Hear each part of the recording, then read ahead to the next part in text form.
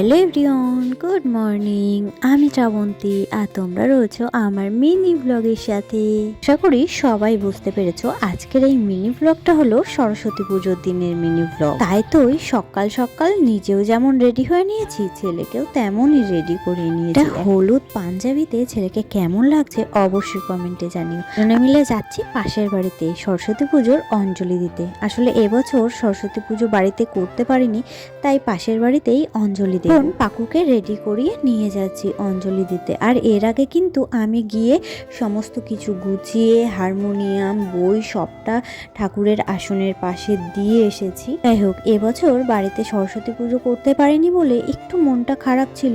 তবে জানো তো, পাশের বাড়িতে গিয়ে যখন নিজে হাতে অনেক কিছুই গোছালাম তখন মনটা আবারও ভালো হয়ে গেছে। দেখো, ঠাকুর মশাই তো চলেই এসেছে আর এদিকে আমাদের পুজোর সমস্ত কিছু গোছানোও কিন্তু কমপ্লিট। ঠাকুরের পাশে সুন্দরভাবে হারমোনিয়ামটা রেখেছি, যারা নাচ করে তারা নাচের ঘুঙুর রেখেছে, অনেকগুলো বই খাতা রাখা হয়েছে। তো যাই হোক, এদিকে কিন্তু আমাদের অঞ্জলি দেওয়া কমপ্লিট হয়ে গেছে। এখন হবে আরতি।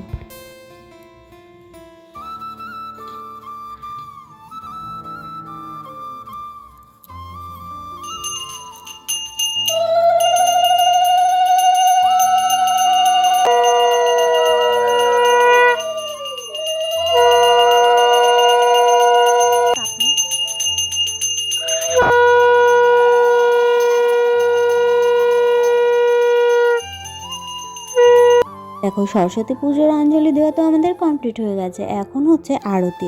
তো আমি যখন ছোট ছিলাম প্রত্যেক বছর আমার মা আমাকে মায়ের একটা করে শাড়ি পরিয়ে দিত, আর সেই শাড়ি পরে বান্ধবীদের সাথে ঘুরতে বেরোতাম। বলতে সেই সমস্ত দিনগুলোর কথা মনে পড়লে অনেকটা মন খারাপ হয়। তো যখনই মা হলুদ কালারের শাড়ি কিনতো তখনই সেই শাড়িটা আলাদাভাবে গুছিয়ে রাখতাম, যে এই শাড়িটা এবছর আমি সরস্বতী পুজোর দিনকে পরবো, এইভাবে গুছিয়ে রাখতাম।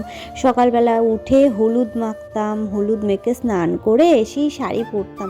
মানে সেই দিনগুলো না পুরো আলাদাই ছিল।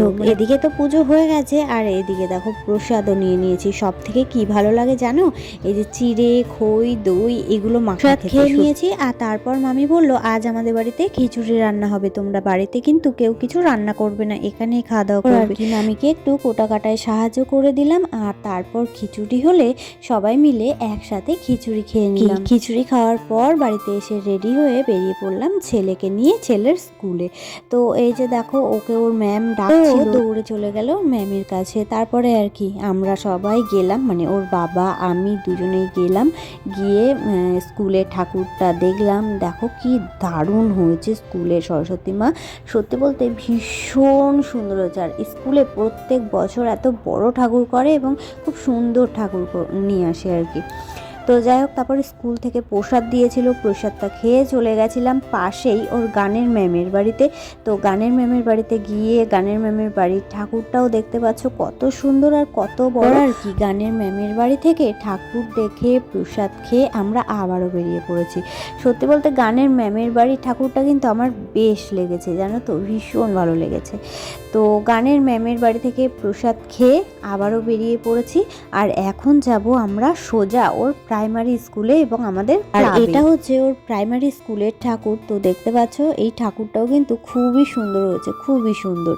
তো মানে মুখটা না একদম মানে কি বলবো, খুব মায়াবী। আর প্রাইমারি স্কুলের ঠাকুর দেখার পর তারপরে আমরা চলে এলাম ক্লাবের পুজোতে। আমরা যখন ক্লাবে গেছিলাম তখন ঠাকুরমশাই পুজো করছিল। তো পুজো দেখে ওখান থেকে প্রসাদ খেয়ে তারপরে চলে এসেছিলাম বাড়িতে।